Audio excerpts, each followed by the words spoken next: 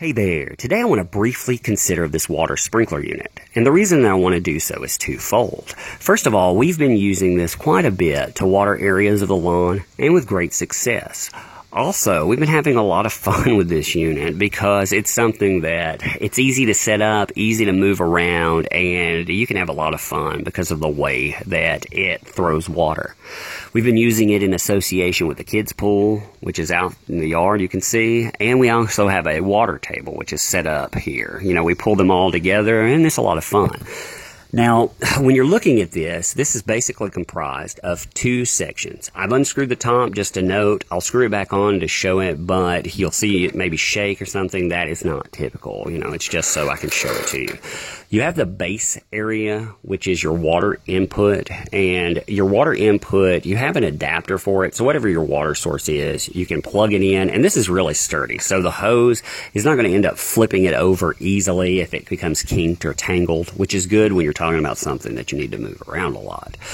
Then you have the top portion, which is your water output. You can see the various little jets here. I like the way this is designed because if you look at how big the input area is and the way it's distributing water, this is actually a good setup for managing clogs or not having clogs. You know, when you're talking about something like that, you really want to make sure that over its lifespan that it's built well, which we're talking about, again, plastics, so they'll do well.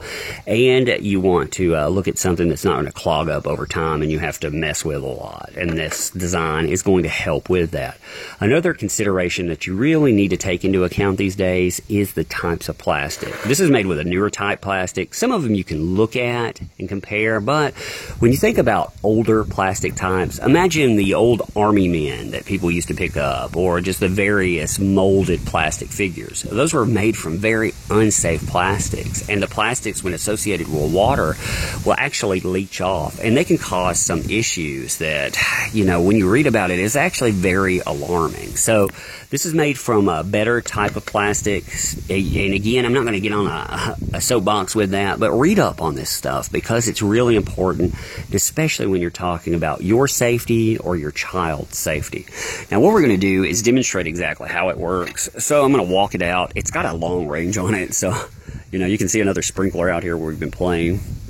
But I'm just going to walk it out here, set it down. You can see exactly how it's set down. Walk over.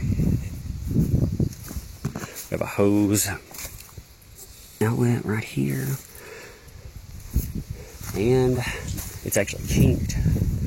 I always kink the hose beforehand. Sometimes I do it on purpose, sometimes I don't. But right now, you can see how well it's outputting. You can see how much area that covers. It's easily hitting me, actually. But it's going all the way. You know, when you walk away and look at it, you can see how much output, how fast it's moving. Again, you can control speeds and stuff like that. With kinking a hose, I mean, you know, that's not the best way to do it, but really what you're talking about is a relatively inexpensive item. You want something to run fast, efficiently, and cover a lot of area. This is how you're going to do it. You know, you're going to be able to move it around and water whatever you have in the area. Like I said, it's got a really good output, you can see. Okay, well, I think that's about everything with this product. If you have any questions, let me know. Thanks.